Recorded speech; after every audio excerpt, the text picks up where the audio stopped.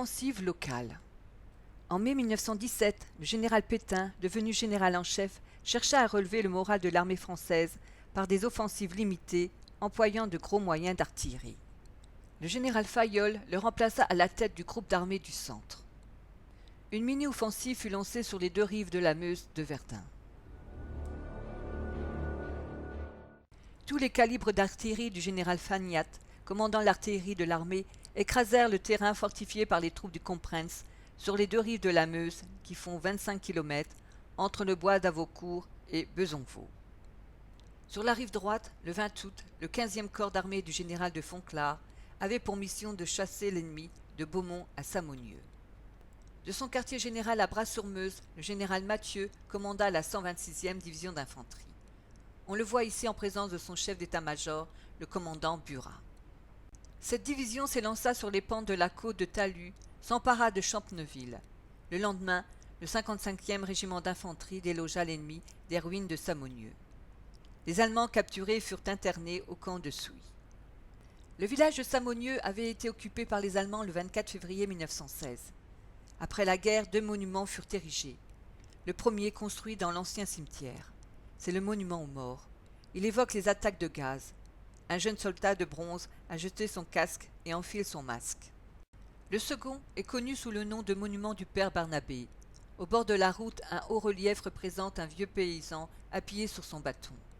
Le Père Barnabé symbolise les milliers de Meusiens de retour sur leurs terres de 1918 et 1919, découvrant leur village ruiné et leurs terres à l'abandon. À l'extrême droite, le 32e corps d'armée du général Passaga avait pour mission de déblayer les bois de Neuville et des Fosses, au sud de Beaumont. La 165e division du général Caron s'empara du bois des Fosses et franchit les pentes de la côte 240, sans toutefois pouvoir s'y installer. La 42e division d'infanterie du général Deville s'élança dans les bois de Corrières et sur le saillant des Chambrettes. Ce n'est que le 26 août que le plateau et le village de Beaumont furent enlevés. Cette photo date de 1914. Après la guerre, un monument a été construit devant la chapelle. Dans l'ancien cimetière communal se dresse un monument aux morts. Encadrant une croix de pierre, deux femmes semblent porter le deuil de leurs enfants et de leur village. Sur la rive gauche, le 20 août, le 16e corps d'armée du général Corvissart dut chasser l'ennemi du Mort-Homme, de Cumières et de la côte de Loie. Cumières a subi le même sort que Fleury de Vendôme sur la rive droite de la Meuse. Cette photo date de 1914. C'est un des 9 villages morts pour la France, le seul de la rive gauche. Au milieu du village détruit fut élevé le monument aux morts. Sans tarder, la Légion, sous les ordres du légendaire lieutenant-colonel Roulet, attaqua l'ouvrage 265 sur la côte de Loie et s'en empara. La 31e division d'infanterie du général Martin s'empara du Mort-Homme. Cette colline était devenue en 1916 l'un des symboles de la bataille de Verdun. Si les Allemands ont mis près de 2 mois pour s'emparer de son sommet, l'année suivante, les Français ont pris une revanche éclatante. Le Mort-Homme est reconquis en une journée, malgré l'existence de 3 tunnels permettant d'abriter d'importantes forces allemandes. La commune de Chattancourt fut la dernière étape avant l'ascension de la crête où tant d'hommes devaient disparaître. Aucune maison ne fut épargnée. Un étonnant monument rappelle ces épisodes. Il se dresse au sommet de l'ancienne côte 295 qui perdit 12 mètres de hauteur durant la bataille. C'est le monument commémoratif de la 69e division d'infanterie. Ils n'ont pas passé. Un mort qui se tient debout au-dessus de sa tombe. De la main droite, il écarte son linceul et de la main gauche, il tient un drapeau. À côté se trouve un autre monument. En contrebas, un monument plus classique rappelle le sacrifice des soldats de la 40e division d'infanterie. Il se présente comme un obélisque de granit, orné d'une baïonnette posée sur des boulets. Les corps de 1724 de ces combattants sont regroupés dans la nécropole construite dans la commune. De nos jours, on y trouve aussi une tranchée, symbole de ce conflit. Elle peut être visitée. Le 13e corps d'armée du général Linder avait pour mission de s'emparer du bois d'Avaucourt et de la côte 304. La 26e division d'infanterie du général Pauffin de Saint-Mauré devait accomplir une tâche plus difficile. On le voit ici devant son poste de commandement à mi-pente de la côte 309, au sud-ouest de Monzéville, en compagnie de correspondants de guerre le 27 août. Il porte un brassard foncé. La côte 304 tomba entièrement le 24 août. la 26e division d'infanterie la balaya et poussa au nord, atteignant Malancourt et Bettincourt. Sous le feu de ces combats continuels, le village d'Esne fut détruit par le bombardement. Il fut reconstruit après la guerre.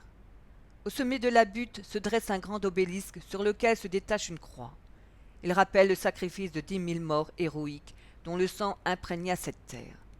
Impressionnant, ce monument s'élève à l'extrémité d'une longue allée de sapins noirs. On y trouve aussi une nécropole qui regroupe 3417 tombes individuelles et 2 ossuaires comprenant environ 1500 corps, et le monument aux morts, construit avec les pierres de l'ancienne église d'Elsne.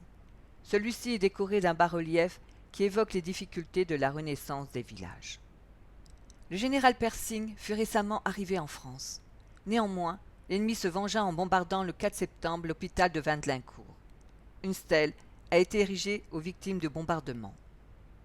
Rappelons aussi qu'à cet endroit se trouve la nécropole nationale de Lem-Vandelincourt. À partir du 10 décembre 1917, le général Hirschauer succéda au général Guillaumat à la tête de la 2e armée. En octobre, les mêmes moyens furent utilisés sur le site maudit du chemin des Dames, au nord de l'Aisne. Le général Pétain utilisa dans ses attaques les premiers chars légers, à peine sortis des usines Renault. Lors de la mobilisation, Louis Renault s'apprêtait à rejoindre son régiment, mais les autorités l'ont mobilisé à son usine. Le général Pétain en délimita clairement le lieu, l'extrémité ouest du chemin des Dames, de Lafont jusqu'à la ferme du Panthéon. Et les objectifs, reprendre le fort de la Malmaison et la ligne des crêtes du chemin des Dames, avec ses précieux observatoires. L'ensemble des divisions se trouvait sous le commandement du général Mestre de la 6e armée. La préparation d'artillerie commença le 17 octobre et dura jusqu'au 22. Un vrai déluge de feu dont les effets furent quotidiennement suivis par l'observation aérienne. Le 23 octobre, 3/4 d'heure après le départ de l'attaque, le fort de la Malmaison fut enlevé par un bataillon du 4e Souave de la 38e division de Guillaume de Salins, aux ordres du commandant et futur général Henri Giraud. Les carrières de Boëri et de Montparnasse furent réduites avec l'aide précieuse des chars. Nous en voyons ici une description. Les chasseurs alpins de Brisot-d'Esmalé de la 66e division d'infanterie atteignirent Pargny et patrouillèrent sur l'Ailette. Le 26 octobre, toute la rive sud de l'Ailette fut occupée par les troupes françaises. Les Allemands subirent une défaite complète et, dans la nuit du 1er au 2 novembre, ils évacuèrent toutes les crêtes du chemin des Dames jusqu'à Craonne. Les pertes françaises furent de 2241 morts, les pertes allemands, 8000 tués et 30 000 blessés. Plus de 11 000 prisonniers et un matériel considérable, 200 canons, 222 Minenwerfer et 720 mitrailleuses. Le chemin des Dames abrite plusieurs monuments rendant hommage à un régiment, celui de la Malmaison et de ceux-là, inauguré le 8 juillet 1934. Il rappelle l'intervention du régiment d'infanterie coloniale du Maroc. Une épitaphe insiste sur l'endroit réalisé par ces soldats le 23 octobre 1917. Des années plus tard, à Pargny-Filin, des pierres furent découvertes à côté du cimetière allemand. Celles-ci s'avérèrent appartenir à un monument commémoratif allemand érigé durant la Première Guerre mondiale, dont plusieurs cartes postales permirent d'attester l'existence. Le 16 novembre 1917, le président de la République Raymond Poincaré confia pour résoudre une nouvelle crise ministérielle le gouvernement à Georges Clemenceau, ancien député protestataire de 1871, qui n'a jamais accepté que l'Alsace et la Lorraine fussent allemandes. La chasse aux traîtres lui sembla une priorité pour le redressement du moral français. Le 11 janvier 1918, il fit arrêter l'ancien président du Conseil, Joseph Caillaux, pour intelligence avec l'ennemi. Celui-ci fut aussitôt incarné à la santé avant son jugement en haute cour. Bolo Pacha, agent germanophile de l'ancien khedive d'Égypte, abat ennemi.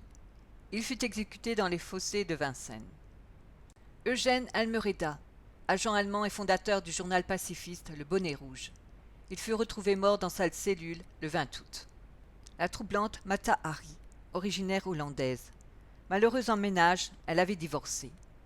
Elle devint danseuse, se produisit dans des réunions privées. Le 13 février 1917, elle fut arrêtée à Paris et exécutée le 15 octobre. Elle mourut courageusement. Le sénateur Charles Imbert fut arrêté sur mandat délivré par le gouvernement militaire de Paris sous l'inculpation de commerce avec l'ennemi. Au procès, de gauche à droite, se trouve Pierre le Noir, reconnu coupable d'intelligence avec l'ennemi, fut fusillé. L'avoué Guillaume de Souche, pour commerce avec l'ennemi, fut condamné à 5 ans de prison. Le sénateur Charles Imbert fut acquitté, et le capitaine Ladoux, le même qui avait pris Matahari dans ses filets, fut également acquitté. Clémenceau constitua un gouvernement de combat. Il s'installa au ministère de la Guerre et compta sur les généraux Pétain et Foch, le chef d'état-major, pour préparer l'armée qui l'attend.